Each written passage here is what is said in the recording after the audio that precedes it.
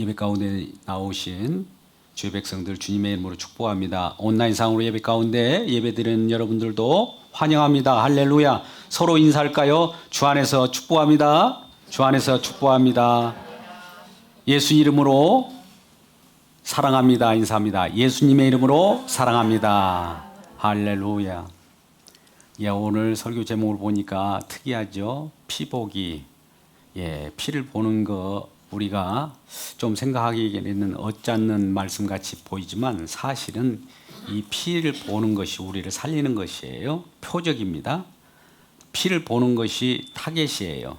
궁극적으로 말씀이 가는 방향도 피를 보게 하는 것입니다. 이러한 취지로 우리 말씀을 갖고 함께 나누기를 주 여러분 축복합니다. 우리는 자유를 가지고 있죠.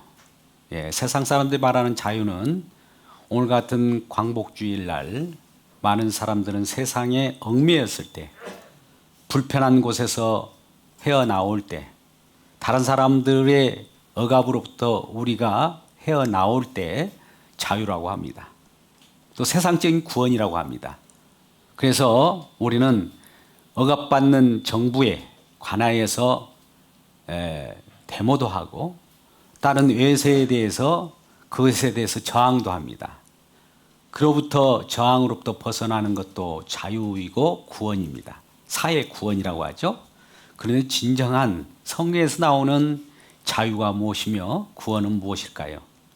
세상에서 보이는 것들은 그림자예요. 뭔가 세상이 불편한 관계가 있다면 영원한 자유의 나라가 있겠구나를 우리가 감지해야 됩니다.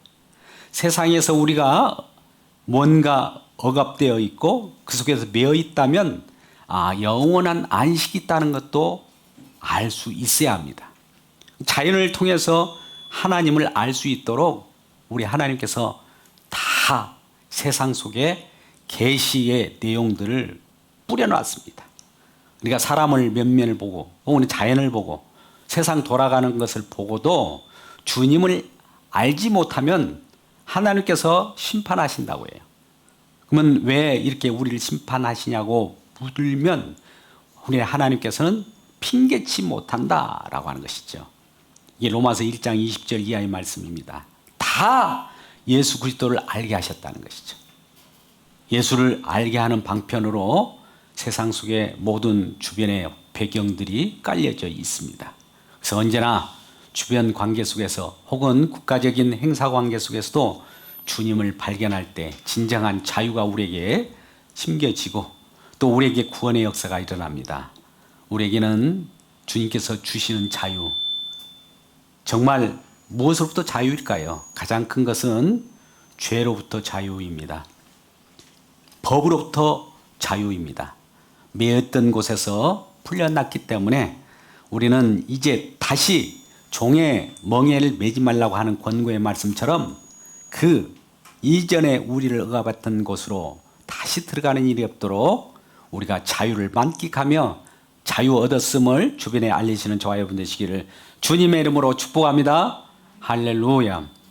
여러분 에베소서 우리 1장 4절에서 6절 말씀 보면 이 모든 우리에게 어떤 은혜를 끼쳐주고 우리에게 큰 기쁨을 주는 것은 이 세상 창조된 전부터 이루어졌다는 겁니다. 창세 전이라고 하죠.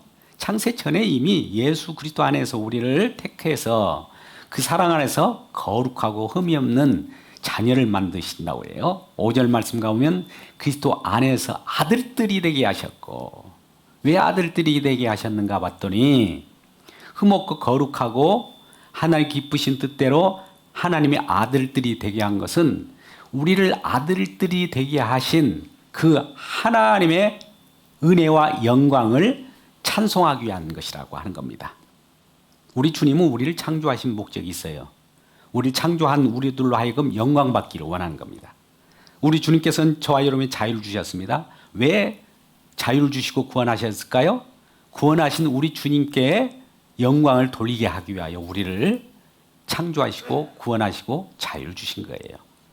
이 뜻 안에서 우리 하나님께서는 우리들에게 이 세상을 창조하셔서 하나님의 백성을 이 땅에 배치해 놓습니다.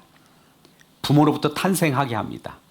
그런데 이러한 모든 것들은 부모로부터 탄생 전부터 하나님의 말씀이 먼저 있었어요. 여러분, 하나님의 말씀은 약속입니다. 우리가 태어나기 전부터 약속이 먼저 있었다는 거예요. 우리가 태어나기 전부터 언약의 말씀이 있었다는 거예요. 언약이 있고 나서 우리가 나온 거예요. 그러니까 우리는 하나님께서 말씀으로 이 세상을 조성하셨고 또 말씀으로서 우리가 그 속에서 태어나도록 언약하십니다. 그냥 예사로 우리가 태어나고 싶어서 태어난 것이 아니에요. 언약에 따라서 태어납니다. 여러분, 구약의 이스라엘 백성들이 언약 자손이라고 하잖아요. 말씀으로 나타난 자들이에요. 그냥 나타난 자들이 아니에요. 아브라함에게 먼저 약속을 하셨습니다. 어떻게 해요? 약속의 자녀들이 태어날 것이다. 너의 후손으로 약속의 자녀가 태어난다라고 하는 그 약속을 하고 그 태어난 자녀들이 어떻게 아브라함의 언약 속에, 언약 자손은 씨입니다. 씨. 자, 우리 부모님의 몸에, 어머니의 모태에 이 씨가 담겨져 있어요. 하나님의 거룩한 씨가 담겨 있을 때 그 모태 속에서 씨가 자라나요. 그러면 자녀가 탄생되지 않겠습니까? 애굽이라는 곳이 이 세상 속에 우리가 저와 여러분이 세상 속에 태어났지 않습니까? 그런데 그 애굽 속에 살아가는 저와 여러분 속에서도 하나님의 복음의 씨앗이, 자손이 탄생할 수 있도록 말씀이 주어졌어요. 언약이 주어졌어요. 약속이 주어졌어요.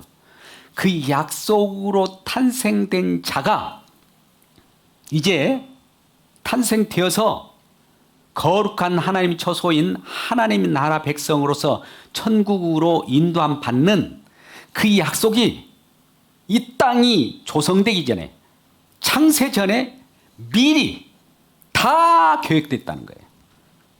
그러니까 이스라엘 백성들이 나오기 전에 먼저 언약이 있었습니다.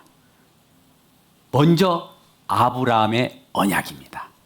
그러니까 이스라엘 백성들은 아브라함의 언약 때문에 나타난 백성들이에요. 여러분, 아브라함의 언약이 창세기 15장에 13절부터 18절까지 말씀에 나오는데요. 이 아브라함의 언약의 내용은 무엇이냐 봤더니 애굽이라고 하는 어머니의 뱃속에 이 언약 자손들이 씨로 심겨졌다가 4대 만에 430년 만에 그 어머니 뱃속인 애굽에서 나와서 출애굽해서 탄생된다는 거예요. 그래서 이 너희가 보는 이곳, 하나님께서 주기로 약속한 땅, 하나님의 나라에 오게 한다는 거예요. 이끌림을 받는다는 거예요. 그것을 아브라함과 언약했다고 합니다. 이게 창세기 15장 18절 말씀에 분명하게 말씀하고 있어요. 18절 말씀에 이와 같이 말씀합니다.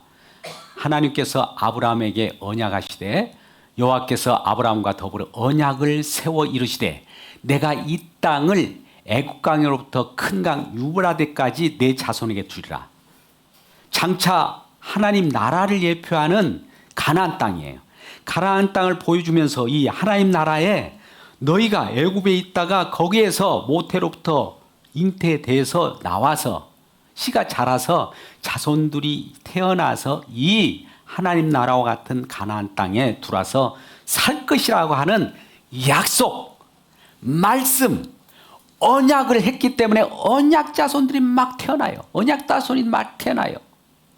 여러분, 이 세상은 무엇로 창조됐죠? 하나님의 말씀. 그러면 저와 여러분 구원도 어떻게 태어날까요? 하나님의 말씀. 하나님의 말씀은 무슨 말씀일까요? 약속의 말씀. 약속의 말씀을 더 구체적으로 언약하는 거예요. 언약이라고 하는 것은 하나님께서 세우시고 이 창세 전부터 계획된 것을 그대로 이 땅에서 실현시키는 거예요. 그냥 임시대로 기분대로 하시는 분이 아니에요. 하나님께서는 이 땅을 창조하기 전부터 미리 계획된 대로 그 내용대로 이 세상을 펼쳐나가는 겁니다.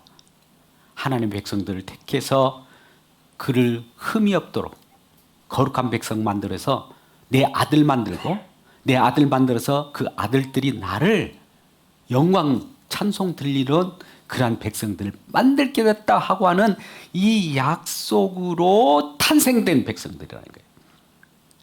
그러니까 우리는 이스라엘이라고 하는 영적 이스라엘도 마찬가지입니다. 구원받은 백성이 나오기까지는 약속이 먼저 있었어요. 약속 없이 태어난 것은 하나님 백성이 아닙니다. 저와 여러분은 약속으로 태어났습니다. 옆분에 인사합시다. 당신은 약속 때문에 태어났습니다. 인사하겠습니다. 당신은 약속 때문에 태어났습니다. 그런데 약속을 하나님께 하셨기 때문에 그 약속을 하나님은 하신 그대로 지키시는 분이시지 않겠어요? 약속하신 부분이 시건치 하신 하나님이신데, 전능하신 하나님이신데 그것을 약속만 하고 내버려 두지 않습니다. 약속대로 꼭 지키는 거예요. 이제 4대가 되었습니다. 자, 400년이라고 하는 시간이 흘렀습니다. 애굽이라는 곳에 씨를 심어놨는데, 자손을 심어놨는데 그들을 이제 이 약속대로 그들을 이끌어와야 돼요. 탄생케 해야 된단 말이죠. 하나님 자녀로 탄생하게 하려고 하면은 이제 하나님께서는 위대한 지도자 모세를 보내서 이제 약속 자손을 빼오라는 거예요. 내 아들 장자, 애굽에 심어놓은, 애굽에 씨로 심어놨어. 어느 정도 자랐을 거야. 이제 그 애굽에 있는 내 언약 자손을 빼와라고 하면서 누구를 보내요? 모세를 보내요. 모세를 보내는데 세상 속에 있는 그 세상 신인 바로가 그것을 순수하게 보내줍니까? 안 보내주죠. 왜 안 보내줘요? 보내달라고 하니까 나는 그 여호와 하나님을 모른다는 거예요. 여러분, 하나님을 모르면 이 약속을 모르는 거예요. 약속을 모르니까 약속대로 순수히 내주지 못합니다. 약속을 모르면 안 되는 거예요. 하나님 말씀을 모르는 사람들이 진정 하나님의 자녀들이 요구하는 그 요구의 내용을 들어주지 못하는 거예요. 거역하는 거예요. 장차 신약 때 와서 바리새인과 제사장들과 또 장로들과 이런 자들이 약속을 모르기 때문에 진정한 예수님을 핍박하고 또 예수 믿는 사람들을 억압하고 그랬지 않습니까? 마찬가지예요. 바로는 나는 여호와가 누군지 모른다라고 해요. 출애굽기 5장 2절 말씀입니다만, 그래서 언약자 손을 내가 안 내주겠다는 거예요. 본래 하나님께서는 언약자 손이 애굽이라고 하는 어머니와 모태와 같은 곳에서 그 이끌어내서 지금 나오도록, 탄생하도록 하나님께서 약속을 했고, 그렇게 하나님께서 계획을 했고, 그것을 하기로 했는데 하나님의 계획에 반하는 일을 하는 거예요. 강팍해지죠? 점점 강팍해지니까 여호와 하나님께서는 어떻게 그 약속 자손을 빼낸지 아십니까? 바로를 강팍하게 해서 애굽이라는 곳에 큰 재앙을 주어가지고 그 속에서 언약 자손을 빼냅니다. 그게 바로 10가지 재앙이에요. 10가지 재앙 중에서 가장 마지막 재앙, 장자 재앙이라고 하는 것입니다. 애굽에 있는 모든 장자를 다 죽이겠다는 거예요. 심판해버리겠다는 거예요. 애굽이라고 하는 것은 오늘날로 보면 온 세상을 말합니다. 오늘날로 표현하면 이 세상은 지금 심판 가운데 있는 거예요. 다 재앙으로 심판하는 가운데 어린 양의 희생을 아는 자, 어린 양의 피를 보는 자만을 구원해내기로 하나님께서 마음을 먹었습니다. 그래서 이 애굽이라고 하는 것의 장자 재앙으로 심판이 임하는데 죽음의 사자를 보내서 이 모든 첫것, 초태생들을 다 죽입니다. 사람들뿐만 아니라 짐승을 막론하고 무릇 처음 탄생한 건 다 죽이는 거예요. 여러분, 처음 것을 죽이면 둘째 것, 셋째 것, 넷째 것, 이 뒤에 따르는 것은 다 죽은 거나 마찬가지예요. 첫 것이 죽어버리면 모든 것이 죽은 거예요. 그러니까 이스라엘 백성들이 있는 애굽 땅에 첫 것은 다 죽이는 거예요.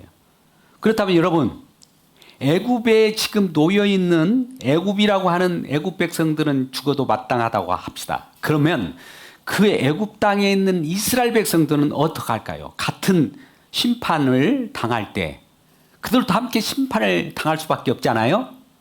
그러면 하나님께서 그 애굽 땅에 있는 이스라엘 백성들을 4대 만에 이 가나안 땅으로 오게 하겠다고 하는 그 약속은 지켜질까요? 못 지켜질까요? 지켜질 수가 없잖아요. 이스라엘 백성들이 다 죽어버리면. 그러면 어떻게 하나님께서는 그것을 어떤 식으로 인도할까요? 역사적으로 그 언약을 지키려고 하는 하나님의 지혜는 어떻게 발동할까요? 다 죽이는 가운데 이스라엘 백성들만 살려내는 방법이에요. 그것은 뭡니까?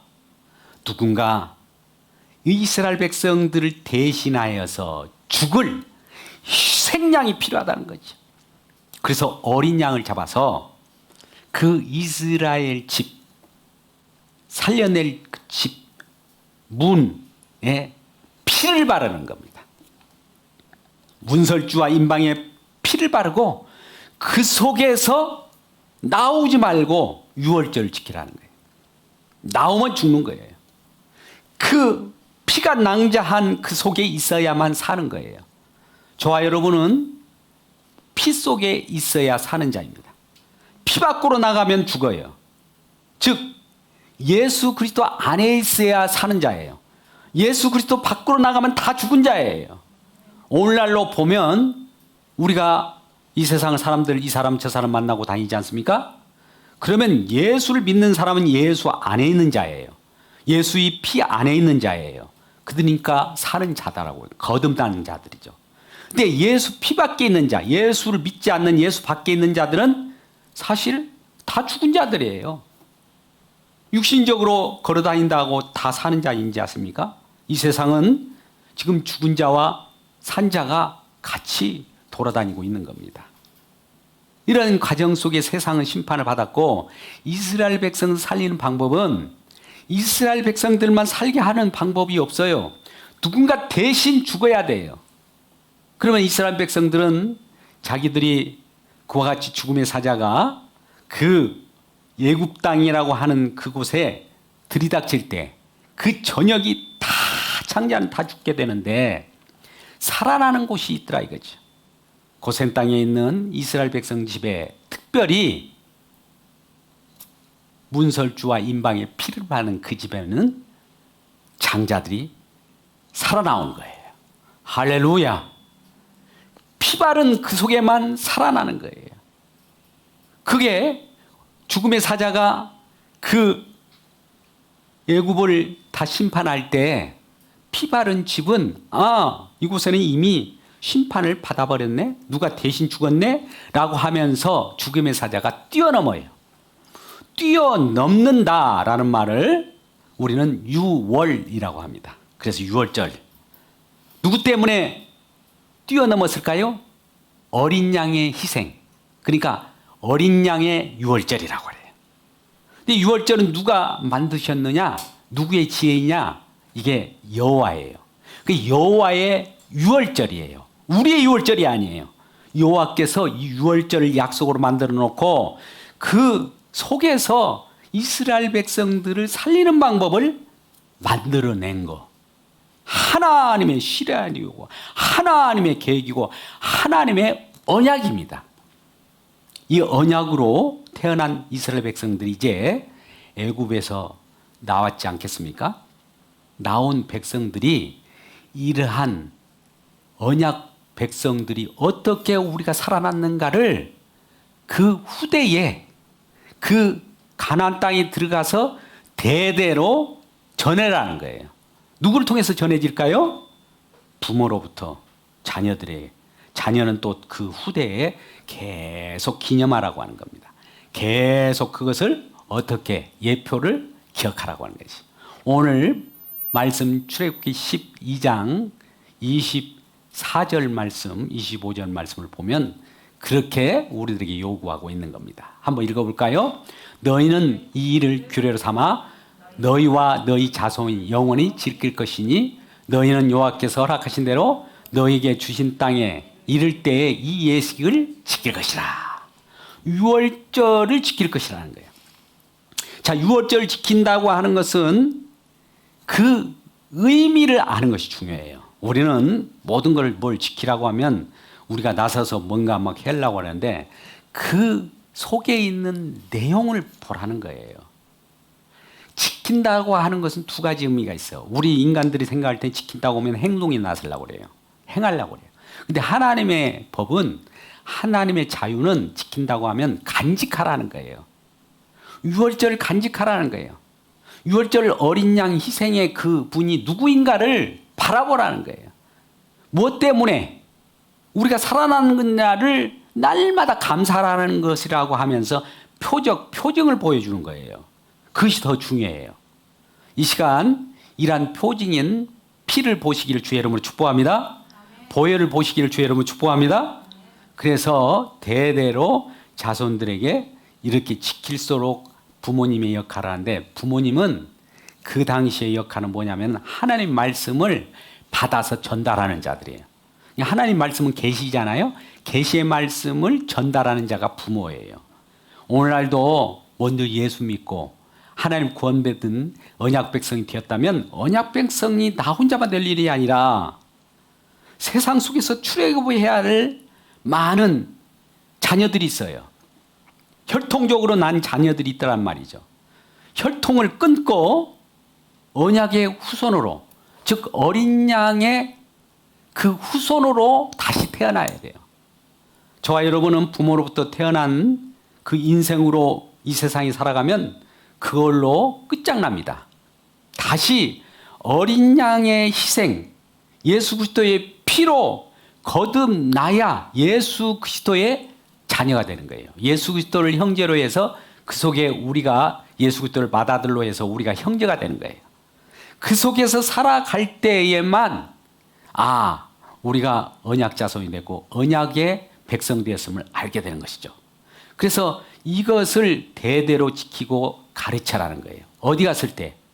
이 출애굽하고 나서 저 가나안 땅, 천국에 들어가서도 오직 주님만, 우리를 어린 양 희생의 내용만, 그 피 때문에 우리가 살아났다는 그 유월절의 그 의미만을 날마다 찬송하라는 거예요. 이게 바로 유월절의 규례입니다. 이러한 규례를 안고 우리가 살아갈 때 이러한 언약의 자손이 어떻게 우리에게 이루어졌으며 이 언약이 어떻게 신실하게 이루어져 가는가를 우리가 볼 때 우리도 언약 자손 되었음을 감사하기를 주님의 이름으로 축복합니다. 할렐루야. 그렇다면 이 언약 자손으로 대대로 우리가 심판으로부터 구원받았잖아요. 재앙으로부터 구원받았잖아요. 재앙으로부터 자유를 누렸잖아요. 자유를 누렸다고 하는 것은 자유 누린 나, 자유 누린 우리, 이것을 강조할 것이 아니라 자유를 누리게 하는 그 하신 일, 우리를 이토록 자유롭게 하신 그분을 항상 생각하셔야 돼요. 우리는 그저 우리에게 은혜 주시고 구원해 놓은 우리 구원된 자기 자신만을 살아가는 자는 이기적인 사람이에요. 주님의 은혜를 모르는 거예요. 우리가 은혜의 영광을 찬송한다는 것은 은혜를 모르면 그 부로막심한 거 아닙니까? 부모님의 은혜를 모르는 것도. 하나님의 은혜를 모른다는 것은 하나님께서 하신 일을 생각하지 않고 자기 자신만을 바라보고 살아가는 것은 하나님의 언약 자손이 아닌 자들이 그래요. 언약 자손이고 하나님의 은혜로 태어난 자는 꼭 하나님의 은혜를 찬미하게 되도록 되어 있습니다. 그러니까 우리가 과연 하나님의 은혜를 오늘도 기억하고 있느냐에 따라서 내가 과연 하나님으로부터 태어난 자인가를 확인할 수 있는 지렛대가 되는 겁니다. 시금석이 되는 거예요. 그러면 이렇게 언약 자손으로 태어난 이 상황 속에서 유월절 어린 양의 피, 어린 양의 희생으로 태어난 우리들이 어떻게 신약 예수 그리스도를 통해서 우리들에게 와 있는가를 오늘 살펴보도록 합니다. 여러분, 유월절 어린 양이 어떻게 희생된 내용이 이제 장차 올 예수 그리스도를 통해서 어떻게 실현됐으며 그 언약의 내용이 어떻게 성취되었는가 우리가 살펴보는 이 시간 갖도록 하겠습니다. 여러분, 하나님의 약속은 꼭 있는 그대로 이루어져야 하는 것이 하나님 말씀 아닙니까? 그대로 이루어지는 현장 속으로 여러분들 초청합니다. 자, 그러면 말씀 속으로 들어가 볼까요? 여러분, 출애굽기 12장 5절 말씀 보십시오. 출애굽기 12장 5절 말씀을 같이 읽겠습니다. 시작. 너희 어린 양은 흠없고 1년 된 수컷으로 하되. 자, 보십시오. 어린 양. 이제 어린 양을 잡아야 될 거 아닙니까? 6월절 어린 양이니까. 희생되는 어린 양을 잘 때는 흠없고 1년 된 수컷으로 잡으래요. 흠이 없어야 됩니다. 자, 장차 올 6월절 어린 양으로 실상으로 오실 어떤 제물이 올 텐데 제물로서 어떤 분이 올 거예요? 장차 우리에게 오실 메시아입니다. 그리스도입니다. 그분이 어떤 자여야 합니까? 흠이 없어야 돼요. 자, 그분이 누굴까요? 예수님이에요. 예수님이 하늘나라에서 이 땅에 오실 때 흠이 없었어요. 그는 의인이에요. 의의를 가지고 오신 거죠.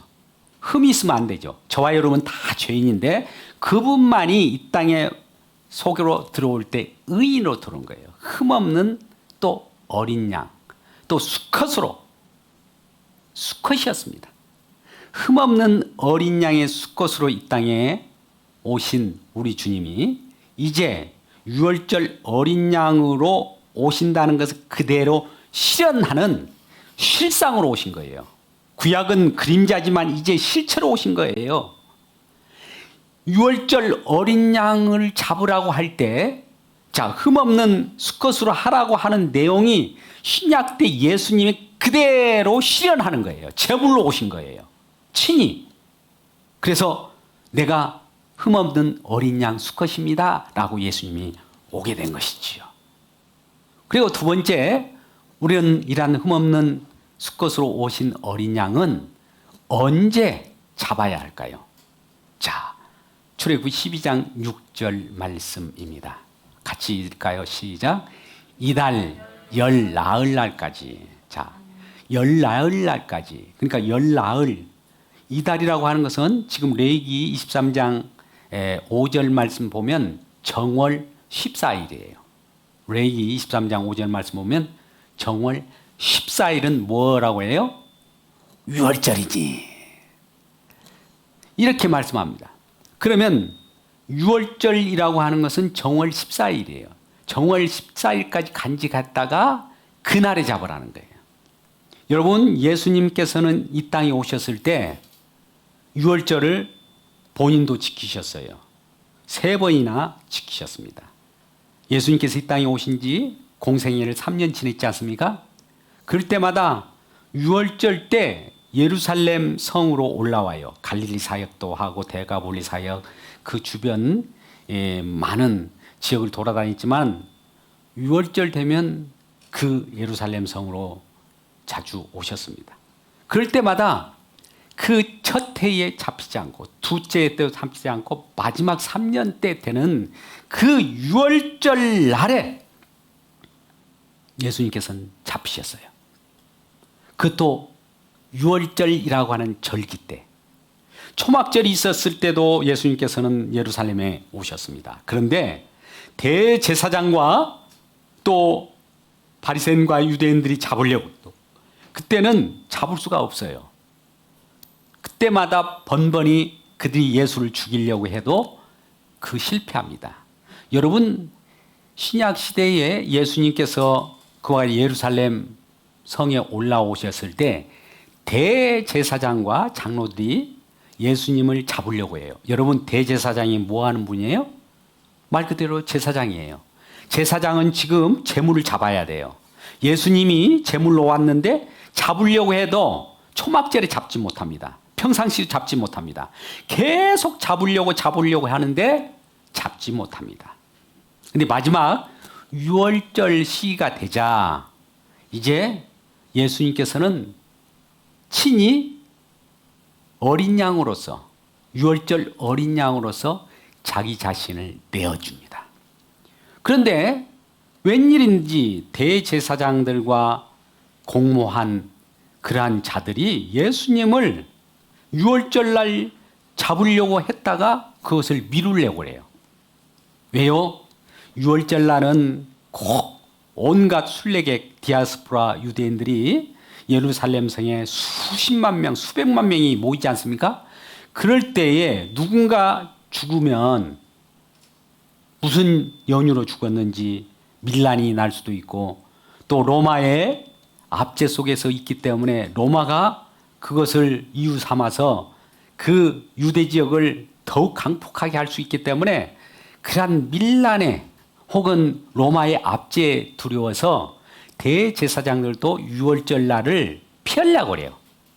그 지나고 그 예수를 한번 잡아서 죽이자 이렇게 마음을 먹었는데, 그 유월절 날이 되자 예수님께서는 친히 유월절 날이 이르렀을 때 최후의 만찬을 벌이시면서 제자들과 함께 뭐라고 하면서 유월절을 지킵니까? 그전에는 유월절을 있는 그대로 지켰지만은 포도주와 떡을 가지고 유월절을 지키게 된 거예요. 그러면서 이 포도주와 떡은 내 잔 또 떡으로 새 언약을 맺은다고 하면서 이것은 내 몸이요 내 피다라고 하면서 친히 자기 자신이 죽을 것을 미리 말씀합니다. 그렇게 해서 유월절 정확한 날, 정월 14일 되는 날 예수님께서는 자기 자신을 내어주어요. 최후의 만찬 속에서 가룟 유다에게 그 손을 떡에 집어넣은 자가 나를 팔리라 하면서 그에게 직접 이제 시행하라 라고 하면서 유월절 어린 양으로서 자기 자신을 내어줍니다. 그럴 때 대제사장 위시에서 그 예수님을 판 자와 함께 더불어서 대제사장이 지 재물을 잡으러 오게 되는 것이죠. 정확하게 예수를 잡아갑니다. 그래서 이제 그를 잡게 되죠. 자, 그 유월절 날에 잡게 되는데 그 시간이 어느 때인가? 출애굽기 12장 6절 말씀 다시 보겠습니다. 어느 때 잡았을까요? 같이 읽겠습니다. 시작.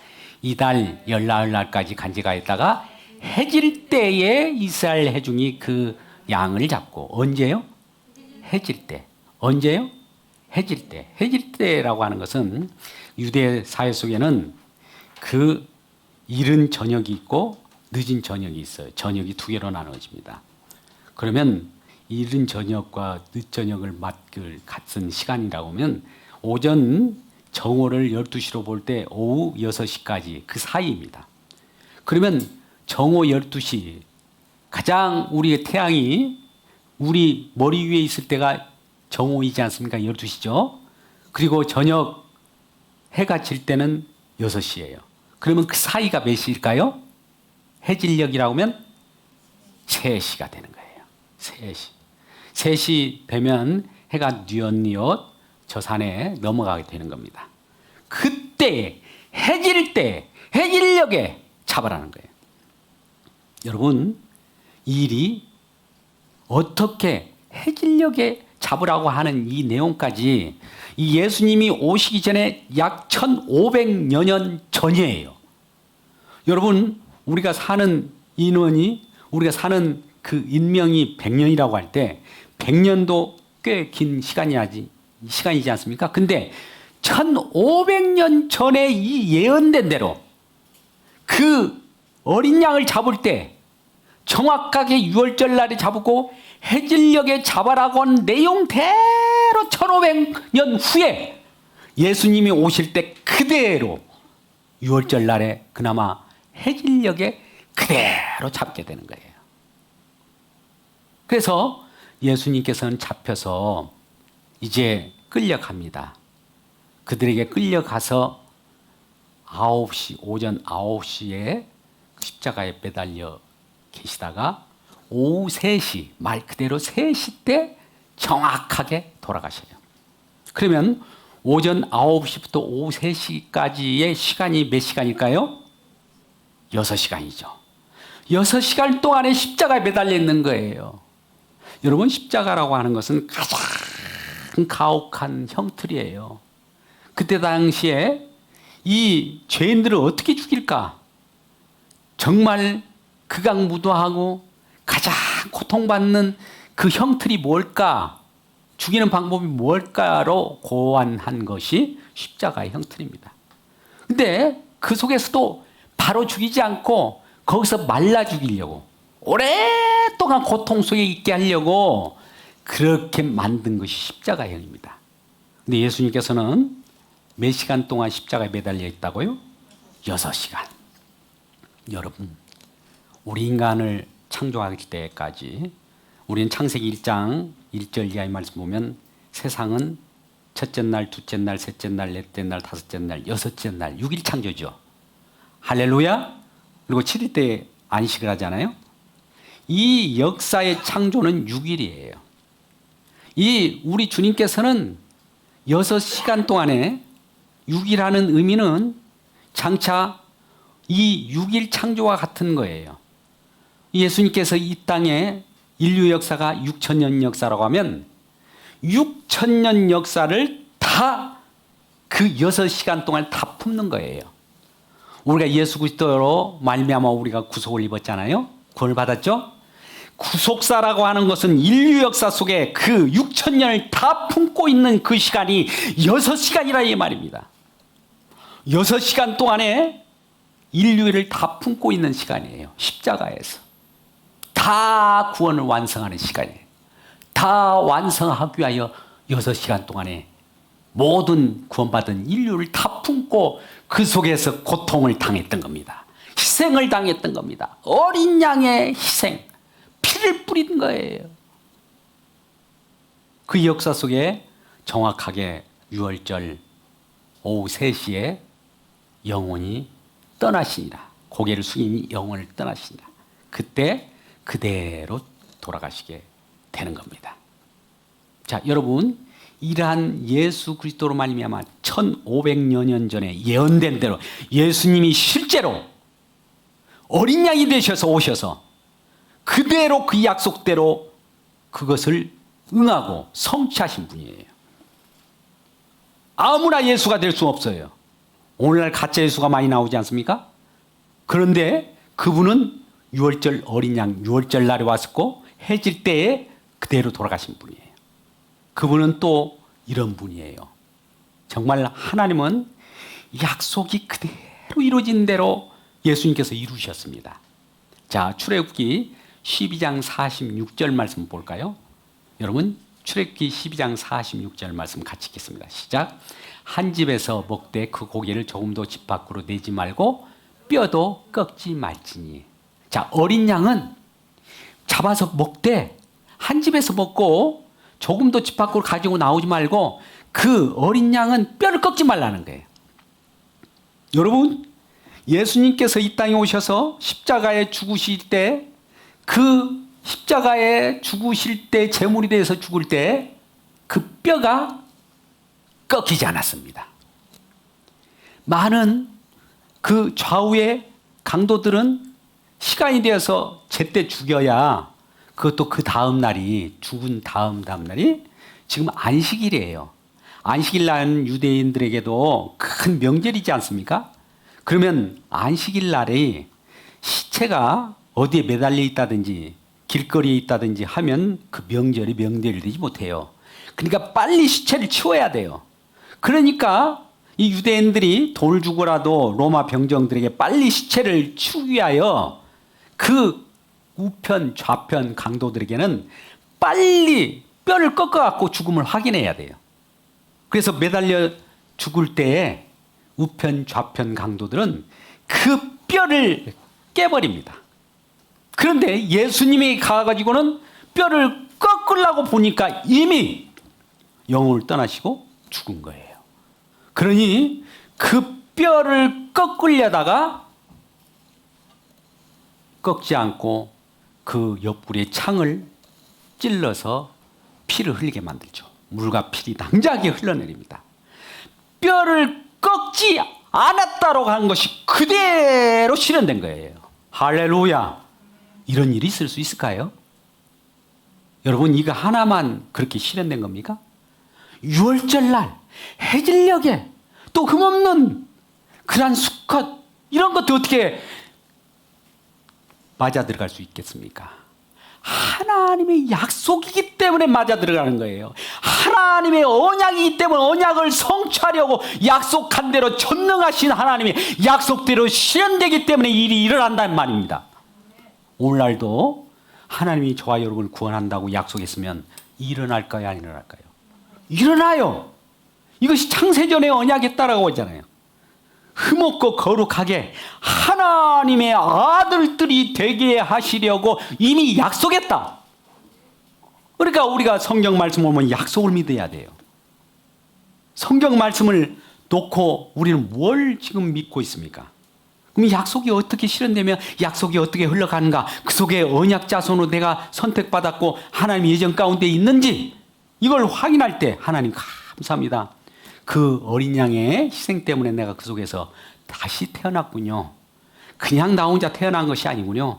아, 주님께서는 나를 거룩한 하나님의 백성 만들려고 이토록 직접 십자가에서 이 6,000년이라고 하는 인류의 모든 역사를 다 합의하면서 구속사를 완성하시고 다 이뤘다고 하면서 그 속에서 우리를 잉태해내서 하나님의 언약 자손 거룩한 백성 만드셨군요. 주님께서 그렇게 하셨군요. 주여 감사합니다 라고 하는 것이 저와 여러분이 해야 할 일 아닙니까? 이 일을 위하여 우리들은 선택받은 백성입니다. 또 이런 말씀이 계속 이어질 때 여러분 이 말씀 보십시오. 오늘 이제 출애굽기 12장 7절 말씀과 출애굽기 12장 27절 말씀을 통해서 마지막 마무리를 하려고 합니다. 한번 보실까요? 출애굽기 12장 7절 말씀 한번 보겠습니다. 같이 읽겠습니다. 시작. 그 피를 양을 먹을 집 좌우 문설 주 임방에 바르고. 자, 뭘 바른다고요? 피를. 그러면 어떤 일이 벌어질까요? 출애굽기 12장 27절 말씀을 우리 같이 읽겠습니다. 출애굽기 12장 27절 말씀 같이 읽도록 하지요. 출애굽기 12장 27절 시작. 너희는 이르기를 이는 여호와의 유월절 제사라. 여호와께서 애굽 사람에게 재앙을 내실 때에 애굽에 있는 이스라엘 자손의 집을 넘으시고 우리의 집을 구원하셨느니라. 여러분, 누구를 구원하셨다고요? 우리 집. 주 예수를 믿으다 그러면 너와 네 집 구원을 얻으리라. 자, 집 안에 있는 자는 구원을 받는 거예요. 그러면 그 피를 바른 집 안에 있는 자만 구원받는다는 거죠. 그러니까 여호와의 유월절은 우리를 위한 것이기도 하지만 여호와의 유월절이에요. 여호와께서 친히 이 약속을 친히 지키기 위한 여호와의 유월절, 여호와의 약속이란 말이죠. 그래서 이 여호와의 유월절 날 피를 보는 자는 여호와 하나님께서 이 세상을 심판하실 때 피를 보면 피 속에 있는 자는 구원이에요. 그러니까 우리 여호와 하나님께서는 피를 보고 구원해요. 할렐루야. 피가 없으면 다 심판입니다. 그러면 우리는 피 속에 있는 입장에서는 뭘 보고 우리는 기뻐할까요? 주님의 흘리신 피를 보고 감사하는 거예요. 자, 우리 피 안에 있는 우리는 주님의 피를 보고 감사하고 피 밖에서 심판하실 하나님은 피 속에 있는 우리들을 바라볼 때 우리를 바라보지 않고 피를 보고 우리를 구원하신 거예요. 그러니까 우리 자신을 보고 구원한 것이 아니에요. 뭘 보고 우리를 구원한다고요? 피를 보고. 그러니까 우리도 우리를 주님께서 흘리신 피를 보고 우리 주님을 바라보지만 주님은 주님께서 흘리신 피를 보고 우리를 용서하신 겁니다.